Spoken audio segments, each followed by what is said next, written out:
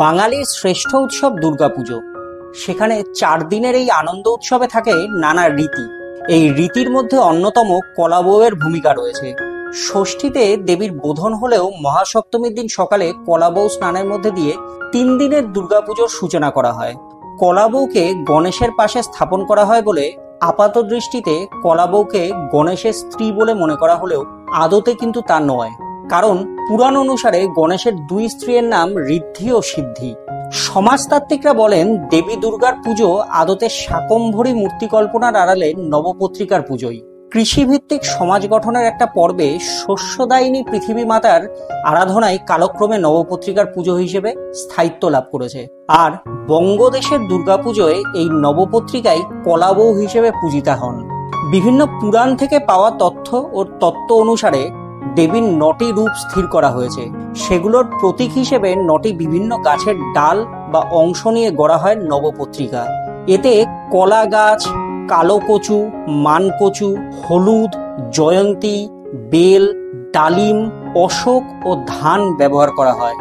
এগুলো শ্বেত অপরাজিতা লতা ও হলুদ রঙের সুতো দিয়ে বেঁধে তৈরি হয় নবপত্রিকা।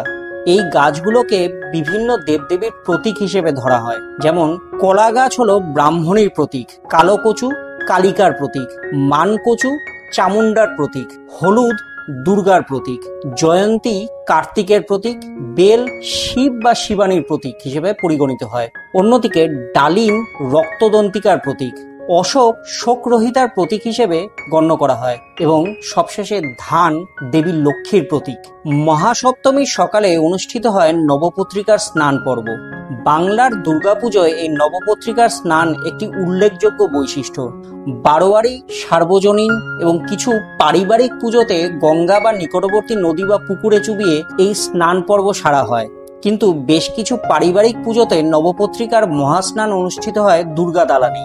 অবশ্য নদীতে স্নান পর্ব সারা হলে আলাদা করে এই সব উপাচারের প্রয়োজন হয় না।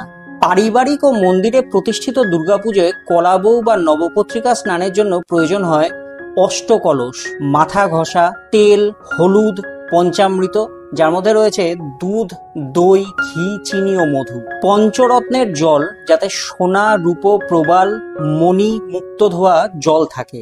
পঞ্চগাব্যতে থাকে গোচনা, গোমল, দুধ, ঘি এবং দই। পঞ্চশস্য, যাতে ধান, যব, তিল, মধু, মাসকলাই থাকে। পঞ্চকষায় থাকে জাম, কুল, বকুল, বেরেলা, শিমুল ছালের রস। এছাড়াও বৃষ্টির জল, ডাবের জল, শিশিরের জল, সমুদ্রের জল, উষ্ণ জল, তীর্থের জল, পদ্মরেণু রস, আখের রস, সবৌষধি, মহাঔষধি, বরাহদন্ত মৃত্তিকা, বেশ্যাদার মৃত্তিকা, চতুষ্পথ মৃত্তিকা, অগুরু, চন্দন, ফুলন তেল থাকে এই আয়োজনে।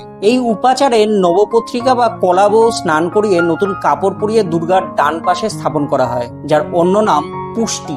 যেহেতু দুর্গা প্রতিমার একেবারে ডান পাশে গণেশের অধিষ্ঠান, তাই কলা বউকে গণেশের বউ বলে ভুল করা হয়। আপনাদের মনেও কি দুর্গাপুজোর কোনো রীতি নিয়ে প্রশ্ন জাগে? কমেন্ট করে জানান আমাদের। সেই সঙ্গে লেন্স অ্যান্ড স্পাইসেস চ্যানেলটি সাবস্ক্রাইব করুন, পাশে থাকা বেল আইকনটিও ক্লিক করুন। ভালো থাকুন।